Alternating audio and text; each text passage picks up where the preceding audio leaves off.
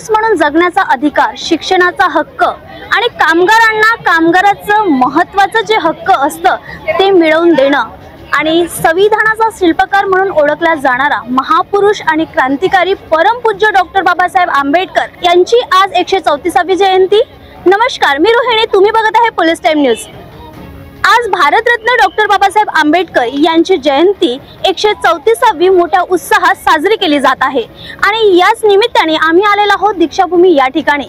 दीक्षाभूमी या पवित्र स्थानी अनेक असे भीम अनुयायी इथे सकाळपासून तर 1-2 दिवसांपासून येतात आणि बाबासाहेबांच्या विचारांना स्मरण करून त्यांना आदरांजली आणि अभिनंदन करण्याकरिता येतात। अनेक अशा ठिकाणाहून आपल्याला इथे भीम अनुयायी येताना दिसतात आहे आणि त्यांचा एक उत्साह वेगळाच आपल्याला बघायला मिळतो। इथे युवकच नाही तर प्रत्येक प्रौढ वयांपर्यंत सुद्धा लोक आपल्याला मोठा उत्साहात बाबासाहेबांना अभिवादन करताना येताना दिसत आहे। तर आज सकाळपासूनच इथे भीम अनुयायांची खूप अशी गर्दी आपल्याला बघायला मिळते आहे।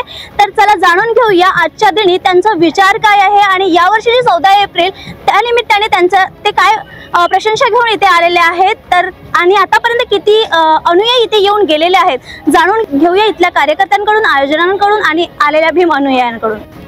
आणि आज खऱ्या अर्थाने जयंती माझ्यासाठी स्पेशल आहे, कारण परमपूज्य डॉक्टर बाबासाहेबांनी या दीक्षाभूमीवर तथागत गौतम बुद्धाचा धम्म स्वीकारला, कोट्यवधी अस्पृश्य समाजाला माणूस म्हणून जगण्याचा मार्ग मोकळा केला।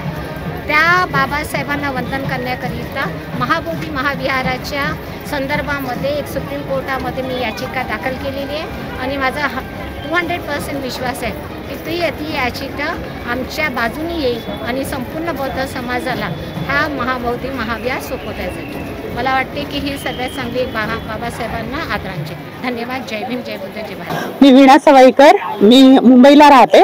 आता मी खास 14 एप्रिल निमित्त नागपूरला आलेली आहे। आता मी इथे दीक्षाभूमीला बाबासाहेब आंबेडकरांचं दर्शन घेतलं, फार धन्यता वाटली मला। इथे खूप गर्दी आहे आणि मला तमाम लोकांना सांगायचं आहे की बाबासाहेबांचा आदर्श बाळगा, त्यांची शिकवण आचरणात आणा आणि आपल्या देशाचं नाव खूप उज्ज्वल करा। लोकांनी म्हटलं पाहिजे की भारत देश हा बाबासाहेबांचा देश आहे, भगवान बुद्धांचा देश आहे। फॉरेन मध्ये अजूनही आपल्या भारताची ओळख भगवान बुद्धांचा देश म्हणून आहे, ती कायम ठेवा आणि खूप बाबासाहेबांचं नाव उज्ज्वल करा। जय भीम, नमो बुद्धाय। माझे नाव आक्रोश कुंभारडे, मी गोंदियावरून आलेला आहे। डॉक्टर बाबासाहेब आंबेडकरांना श्रद्धांजली देण्यासाठी 134वा जयंतीनिमित्त मी खूप छान वाटत आहे ते।